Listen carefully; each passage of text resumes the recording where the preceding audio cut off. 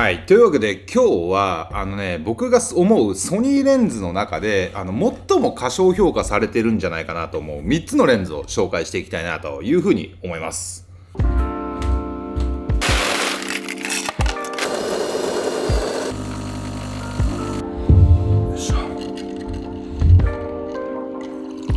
でね、僕この ZV-E1 を買ってからというものをもうねこればっか使ってるんですよ最近。やっぱりこういったね今ここで撮ってるのは α なんですけど、 α と G マスターの組み合わせ、サイズ感っていうところを考えると、カメラバッグを背負ってでよし撮るぞっていうような時じゃないと、なかなかやっぱり気軽に持ち出しにくくはあるじゃないですか。これとかこれとか、僕が普段なんかこう撮影とかじゃなくてちょっとしたお出かけに持ってくような、バッグ、これなんかめちゃめちゃコンパクトなんですよ。これにね、なんか財布やらこうスマートフォンやらいろいろ詰め込んで、でカメラもひょいってこう入れられちゃうような、これがすごいいいなと思ってるんですよ。でもここにね G マスターくっつけるとギリギリ入るかもしくは2本目のレンズは持っていけないみたいな、感じになるんで、なんかこの ZV-E1 に似合うもっとねこうコンパクトなで、なおかつちょっといろいろ出費も多かったんで、なんかお値段抑えめのレンズないかなと思った時に出てきたのがさっきの3本なんですよ。でこの3本それぞれ24mm F2.8、50mm F2.5 で2070の F4 っていうこの3つなんですけど、やっぱねこのコンパクトさはめちゃくちゃこの ZV-E1 と相性いいんですよ。とにかく軽い。これ 24mm とか、24mm、50mm っていうのは僕が普段ねG マスターでも一番使う画角帯なんで、この辺りを選んだんですけど、見てくださいこのコンパクトさよ。かっこいいでしょ。まずそもそもすごいビルドクオリティも高いんですよ。言ってもこれ G レンズですからね、ここにあるの全部。どうよこれ使ってみた感じ。最近この可愛いやつ、そうこれ小さいからねすごいいいんだよ。いいでしょ。なんかこれぐらいがさ私にはちょうどいいかなと思って。確かに疲れないしず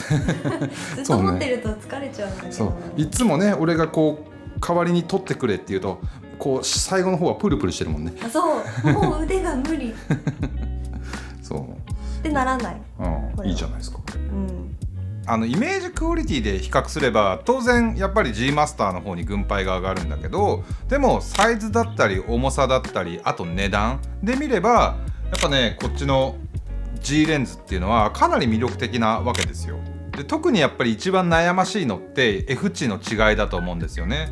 G マスターはF1.2 とか F1.4 とかがあるんですけど、単焦点 G レンズになってくるとF2.8 とか 2.5 なわけじゃないですか。暗所性能に結構影響が出てくるかなと思うんですけど、ただ ZV-E1 と組み合わせるっていうことであればZV-E1 はすごいこう暗所に強いんですよね。例えば ISO12800 とかに、上げてもすごく明るくかつそのノイズが少なく取れるわけですよ。雷鳴ってるよ。で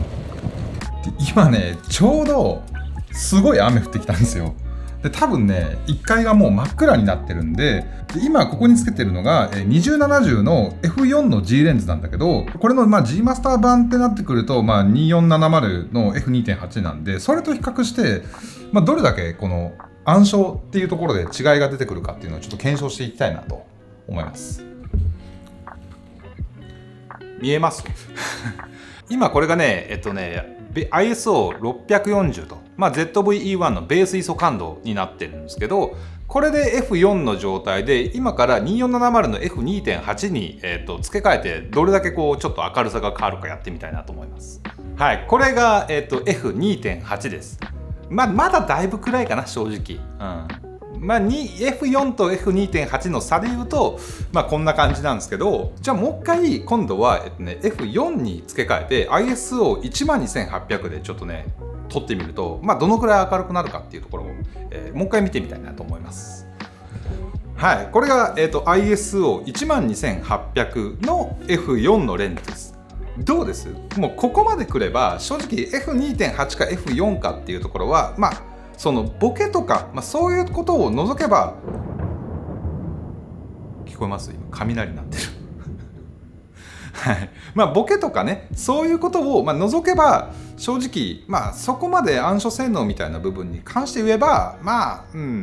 大丈夫なのかなっていう気はします。この ZV-E1 さえあれば。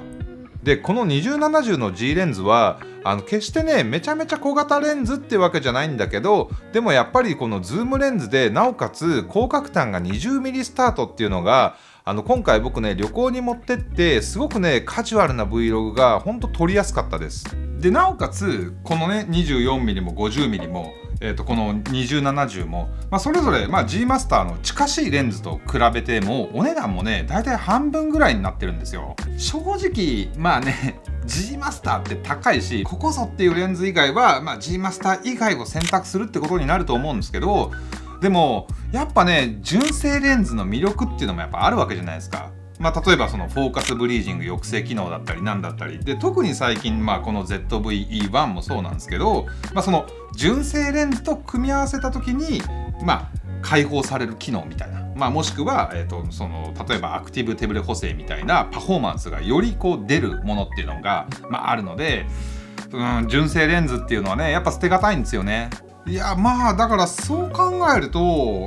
正直なんで僕このレンズのことを忘れてたのかなと思って、なんか意外と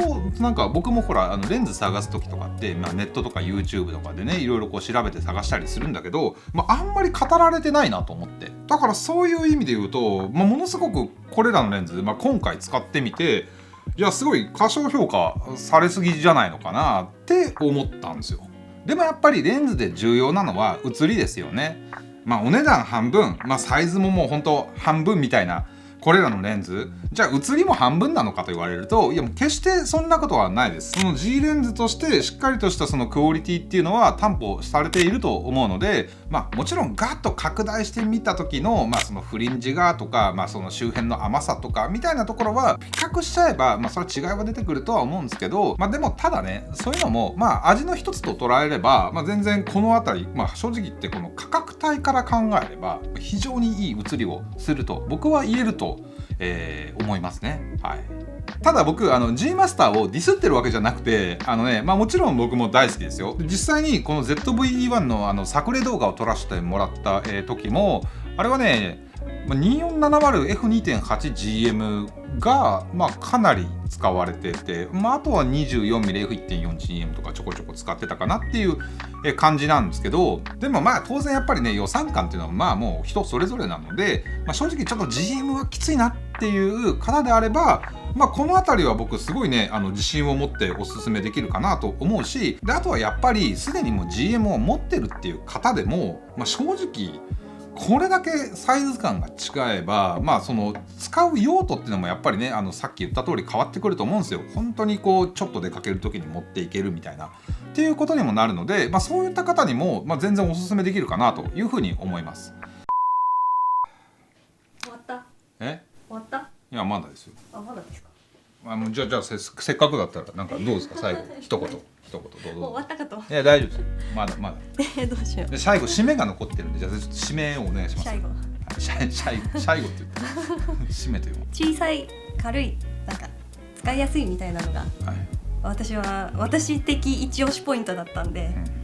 その辺をエンジョイしてもらえればいいかなと思います。皆さんぜひエンジョイしていただければと思います。すいません。まとめがこれじゃダメじゃない。ボディ白もあるんだよね。あるよ。確かあるよね。あります。でもレンズって白もある。そうね。ないんですよ。レンズ白ないよね。白いレンズないんですよ。白いボディを見てすごい可愛いなと思ったんだけど、黒いレンズと合わせるしかないとなると確かにちょっとパンダ感出ちゃうね。ちょっとちぐはぐというか、白いレンズがあると統一感出てすごい見た目的にも可愛いかな。それはそうですね。白いものが好きなんで。ソニーさんぜひここはじゃあ白い